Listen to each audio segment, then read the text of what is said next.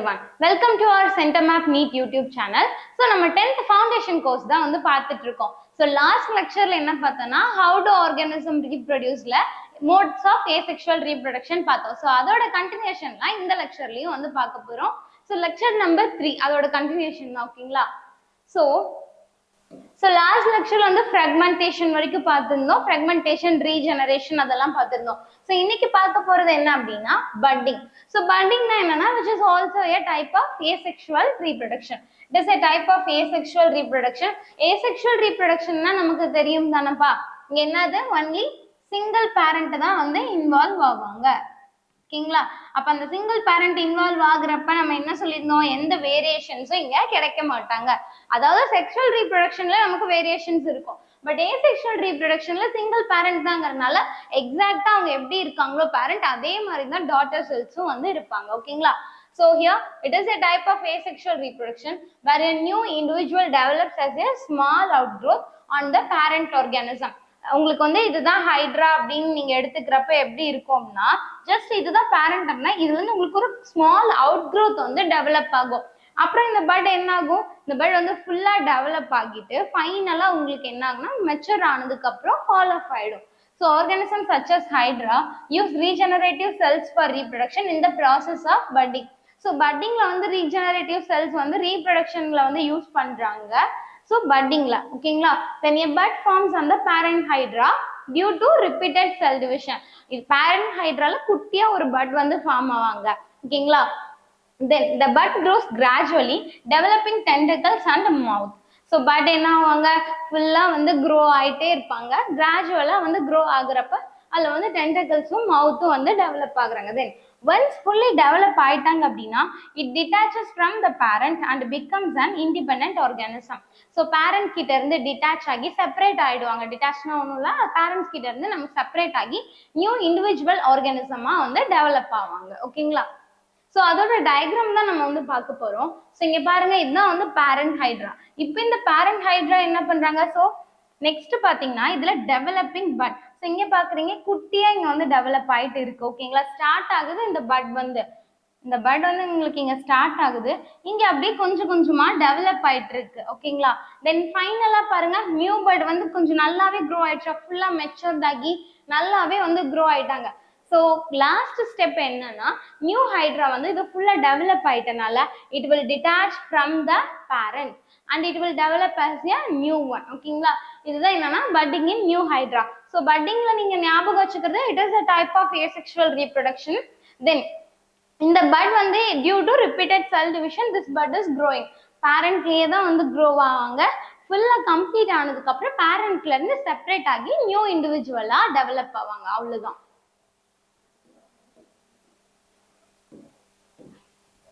Then vegetative propagation. So இது வரைக்கும் நம்ம 4 இது பார்த்திருக்கோம், லைக் fragmentation, regeneration, last lectureல எல்லாமே பார்த்திருந்தோம். இப்போ இந்த lectureல budding வந்து பார்த்திருக்கோம். So last one என்னன்னா vegetative propagation. Vegetative propagation is a form of asexual reproduction in plants where new individuals grows from vegetative parts. So இங்க என்ன சொல்றாங்கன்னா வெஜிடேட்டிவ் ப்ராபகேஷன் வந்து நம்மளோட பிளான்ட்ஸ்ல தான் வந்து நடக்குது. எந்த பார்ட்ஸ்ல வந்து பிளான்ட்ஸ்ல வந்து இருக்கு அப்படின்னா like root, stems, leaves are underground structure rather than from seeds. சீட்ஸ்ல இருந்து பிளான்ட் க்ரோ ஆகாம நமக்கு ரூட்ஸ், ஸ்டெம் அதுல இருந்து நமக்கு ஒரு நியூ பிளான்ட் வந்து க்ரோ ஆகுது. அதுதான் என்னதுப்பா, which is known as vegetative propagation. Then since it does not involve fertilization, the offsprings are genetically identical to the parents. So இங்க எந்த ஒரு ஃபர்டிலைசேஷனுமே நடக்கல, லைக் மேல் கேமெட், ஃபீமேல் கேமெட் இந்த மாதிரி யாரும் வந்து ஃபியூஸ் ஆகல. என்ன நடக்குது, இப்போ ரூட்ல இருந்து என்ன ஆகுது, ஸ்டோரேஜ் வந்து இருக்கும். ஸோ உங்களுக்கு ரூட்ல வந்து ப்ராபகேஷன் இருக்கும், ஸ்டெம் ப்ராபகேஷன் இருக்கும், லீஃப்ல வந்து இருக்கும், நம்ம பிரையோஃபைலம் அது எல்லாமே பார்ப்போம். அப்ப இங்க என்ன இருக்கு, பேரண்ட்ல இருந்து அப்படியே நடக்கிறனால ஆஃப்ஸ்பிரிங்ஸ் எல்லாமே வந்து just genetically identical. எப்படி பேரண்ட் இருக்காங்களோ அதே மாதிரி தான் அவங்களோட டாட்டர்ஸும் இருப்பாங்க அப்படின்னு சொல்றாங்க. Then types of vegetative propagationல first one வந்து natural vegetative, the second one is artificial vegetative propagation. So first வந்து நம்ம natural vegetative பார்ப்போம்.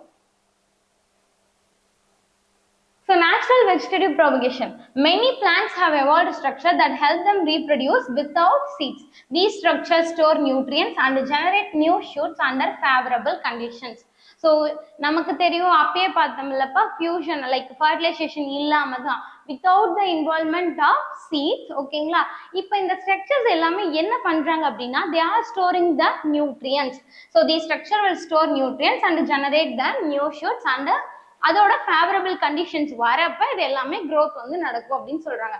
இப்போ இதுல root based, stem based and leaf based வந்து வெஜிடேட்டிவ் ப்ராபகேஷன் பார்க்க போறோம். அதுல ஃபர்ஸ்ட் ஒன் என்னன்னா root based vegetative propagation. Some plants can produce new shoots from their roots. So ரூட்ஸ்ல இருந்து என்ன பண்றாங்க, சில plants வந்து shoot வந்து ப்ரொடியூஸ் பண்ண ஆரம்பிக்கிறாங்க. These shoots grow independent plants while remaining genetically identical to the parent. Sweet potato example என்ன சொல்றாங்கன்னா sweet potato. The roots of sweet potato store starch and nutrients allowing new plant to sprout from the root buds. So root based vegetative propagationல ரூட்ஸ்ல இருந்து வந்து develop ஆகுறாங்க. Example வந்து sweet potato. இந்த sweet potato வந்து என்ன பண்றாங்க, like they are storing like starch. Okay, the roots of sweet potato will store starch. Then nutrients, அதுக்கப்புறம் new plants வந்து ஸ்ப்ரவுட் பண்றதுக்கும் வந்து ஹெல்ப் பண்றாங்க. நெக்ஸ்ட் ஒன் வந்து ஸ்டெம் பேஸ்டு வெஜிடேட்டிவ் ப்ராபகேஷன். அதுல ஃபர்ஸ்ட் ரைசோம்ஸ் வந்து பாக்குறோம். ரைசோம்ஸ் வந்து எக்ஸாம்பிள் லைக் ஜிஞ்சர், பனானா அது எல்லாமே எடுத்துக்கலாம். ஓகேங்களா? Rhizomes are stems of plant that grow underground horizontally. நம்மளோட சாயிலுக்கு அடியில தான் வந்து வளர்றாங்க. அதுதான் என்ன சொல்றாங்க, which will grow underground. ஹரிசாண்டல்னா நமக்கு தெரியும் இல்லப்பா, இப்படிதானே வந்து வளருவாங்க, இதுதான் நமக்கு தெரியும். This one is vertical and this one is horizontal, right? அப்போ ஹரிசாண்டல்ல தான் வந்து grow ஆகுறாங்க அப்படின்னு சொல்றாங்க. Sending out roots and shoots from nodes along their length.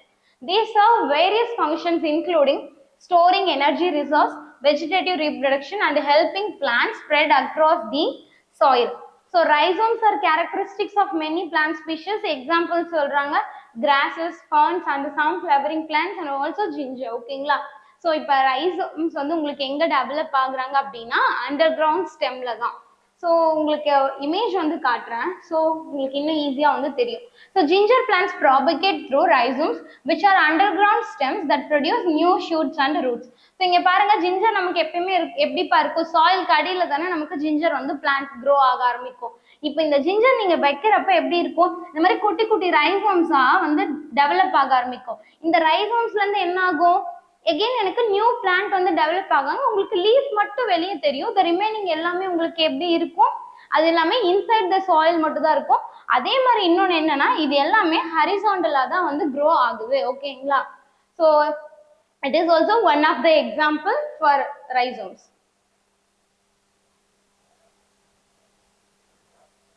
Then runners.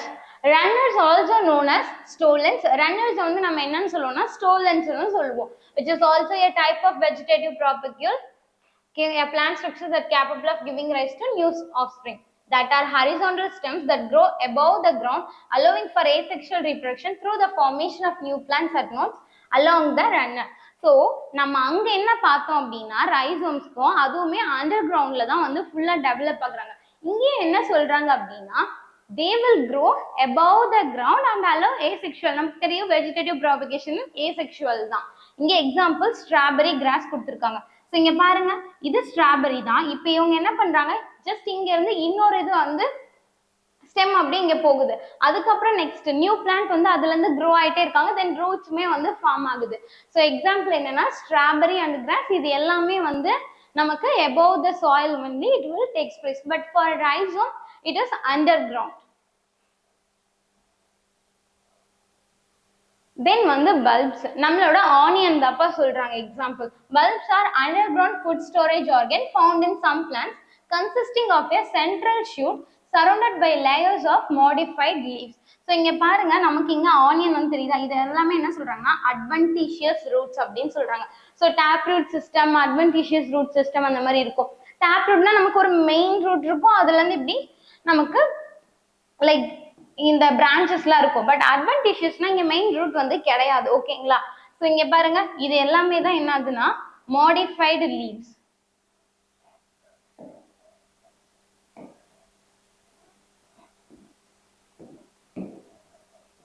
Okay, these are the modified leaves. இன்சைட்ல வந்து ஆக்சிலரி பட், இதை தான் நம்ம என்னன்னு சொல்லுவோம் பல்ப். உள்ள இருக்க எல்லாமே என்னதுன்னா modified leaves தான். ஓகேங்களா? These layers store nutrients and energy, enabling the plant to survive in adverse conditions such as winter or drought. இந்த லேயர் தான் சொல்றாங்க. இந்த modified leaves வந்து நமக்கு ஆனியன் கட் பண்றோம் அப்படின்னா நிறைய லேயர்ஸ் வரும்ல, அந்த லேயர்ஸ் எல்லாமே என்ன பண்றாங்கன்னா they are storing the nutrients and energy. So common examples என்னன்னா, the common examples of plants that grow from bulbs include onion, tulip and garlic. ஓகேங்களா? These are the few examples for the bulb. Then tuber. Tubers are modified swollen underground root of certain plants typically used to store nutrients and energy. So இந்த tuber நம்ம potato வந்து பார்த்திருப்போம். பொட்டேட்டோவும் மண்ணுக்கு அடியில தான் வளருவாங்க, underground. ஓகேங்களா? Which is the underground root of certain plants, typically which is used to store the energy and like nutrients and energy. They are essential for the survival and the propagation of plants as they serve as a reserve of resources during adverse condition. Examples வந்து என்ன கொடுத்திருக்காங்கன்னா potatoes and yams. Yams வந்து அந்த கருணக்கிழங்கு சொல்லுவாங்க, இதெல்லாம் தான் வந்து examples கொடுத்திருக்காங்க டியூபருக்கு. So vegetative propagation in leaves. So இது வரைக்கும் நம்ம என்ன பார்த்தோம், vegetative propagation in roots பார்த்திருக்கோம், stems பார்த்திருக்கோம். ஃபைனலா என்ன இருக்குன்னா leaves தான். Certain plants naturally exhibit the ability to propagate through their leaves. So இந்த இமேஜ் உங்களுக்கு தெரியுதுல, இது வந்து bryophyllum தான். ஓகேங்களா?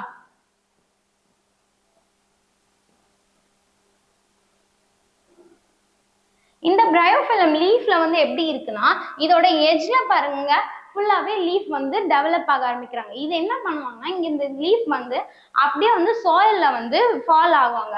அதுக்கப்புறம் என்ன ஆகும், அது ஒரு நியூ பிளான்ட்டா வந்து எமர்ஜ் ஆகும். ஓகேங்களா? So a notable example is bryophyllum, which is also known as the mother of thousands. So bryophyllumக்கு இன்னொரு நேம் இருக்கு, என்னன்னா mother of thousands. Tiny buds called adventitious bud forms on the edge of the leaves. So இங்க எல்லாமே பாக்குறீங்க, இது எல்லாமே tiny buds, இது எல்லாமே எங்க வந்து form ஆகுதுப்பா, edge of the leaves. அதுதான் நம்ம என்னன்னு சொல்லுவோம், adventitious buds அப்படின்னு வந்து சொல்றோம். So these buds have the potential to develop into new plants. When the leaves fall to the ground, இந்த leaf அப்படியே வந்து எனக்கு groundல fall ஆகுதுன்னா, the buds will come into contact with the soil and they will develop into new plants. Then வந்து vegetative propagation முடிஞ்சிருச்சு, natural vegetative propagation. Next one வந்து second one, that is artificial vegetative propagation. Artificialங்கிறது human நம்மளா வந்து develop பண்ணதுதான். Humans have developed a technique to propagate plants for agricultural, commercial and scientific purposes.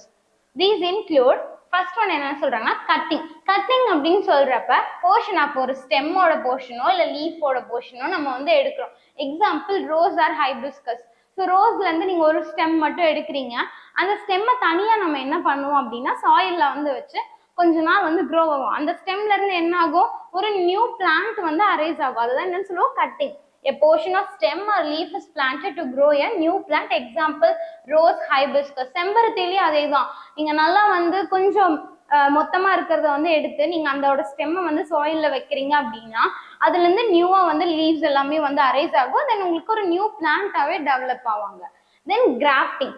கிராஃப்டிங்ல என்னன்னா a stem from one plant, ஒரு பிளான்ட்ல இருந்து stem, அதுதான் என்ன சொல்லுவோம், scion. Okay, which is attached to the rooted part of another. So இப்போ நான் வந்து ஒரு ஒயிட் கலர் ரோஸ் இருக்கு, இன்னொரு ரெட் கலர் ரோஸ் இருக்கு. ஓகேங்களா? இதை WRன்னு போடுறேன். ஒரு ஒயிட் ரோஸ் இருக்கு, ரெட் ரோஸ் இருக்கு. இந்த ஒயிட் ரோஸ்ல இருந்து நான் என்ன பண்றேன், ஸ்டெம் வந்து எடுக்கிறேன். அந்த ஸ்டெம்மை தான் நான் என்னன்னு சொல்லுவேன், will call it as yarn. ஓகேங்களா?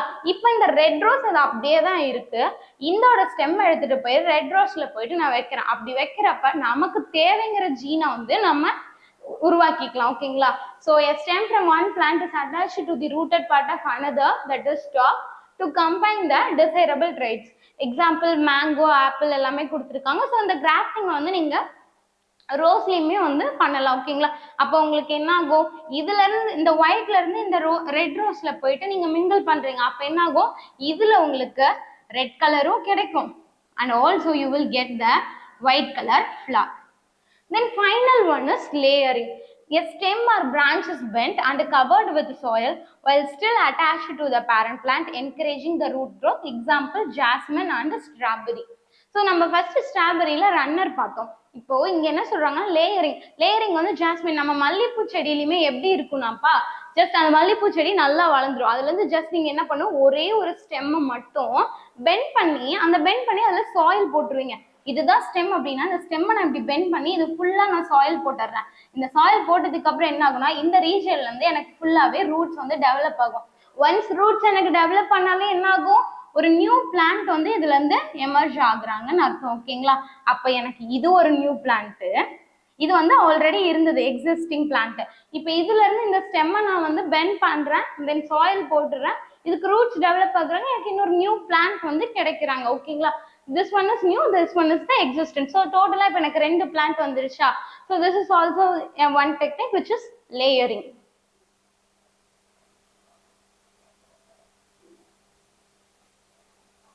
Then spore formation. Vegetative propagation அதோட முடிஞ்சிருச்சு. Then next one is spore formation. Even simple multicellular organism have specific parts for reproduction. So இது நம்ம ரைசோபஸ்ல தான் வந்து ஸ்போர் ஃபார்மேஷன் பார்க்குறோம். இன் ரைசோபஸ் அதாவது நம்மளோட bread மோல்ல a thread like structure seen on the stale bread or hyphae. thread like structure என்னன்னு சொல்றாங்கன்னா hyphae. இது நெக்ஸ்ட் இமேஜ் வந்து நான் காட்டுறேன். ஓகேங்களா? நெக்ஸ்ட் ஸ்லைட்ல which help in growth but are not reproductive. இந்த hyphae வந்து growthக்கு தான் ஹெல்ப் பண்றாங்க தவிர which is not a reproductive one. The tiny blob on a stick structure or the reproductive part. So tiny blob structure வந்து உங்களுக்கு இப்படி இருக்கும். Then this one will be the hyphae.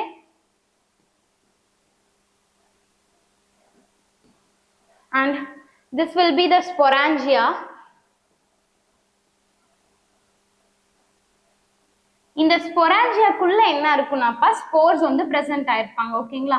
இந்த ஸ்போர்ஸ் தான் அதுக்கப்புறம் நமக்கு என்ன பண்ணுவாங்க, இந்த ஸ்போர்ஸ் வந்து ஃபால் ஆஃப் ஆகுறப்ப நமக்கு நியூவா வந்து டெவலப் ஆவாங்க. The tiny bulb on a stick structure are the reproductive parts. These blobs are called sporangia and they contain the spores. So sporangiaங்கிறது structure where spores are produced. So இங்கே நம்ம பார்க்குறோம்ல, இது என்னது, இதை தான் நம்ம என்னன்னு சொல்லுவோம், ஹைஃபே. இது நம்மளோட என்சிஆர்டியில் இருக்க டயக்ராம் தான். ஓகேங்களா? இந்த ரீஜன் என்னன்னு சொல்லுவோம், we'll call it as sporangia. So it's visible, right?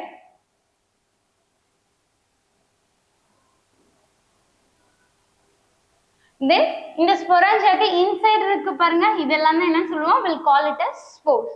So spores, they are the single cells that can grow into new organisms. Spores are protected by thick walls allowing them to survive in harsh conditions. When spores land on a moist surface, they can germinate and grow into a new rhizopus. இப்போ இந்த spores வந்து ஒரு moist சர்ஃபேஸ்ல வந்து enter ஆகுறப்ப என்ன பண்றாங்க, இவங்க germinate ஆகி இவங்களும் வந்து நியூ ரைசோபஸ் இந்த மாதிரி வந்து ஃபார்ம் பண்றாங்க அப்படின்னு சொல்றாங்க.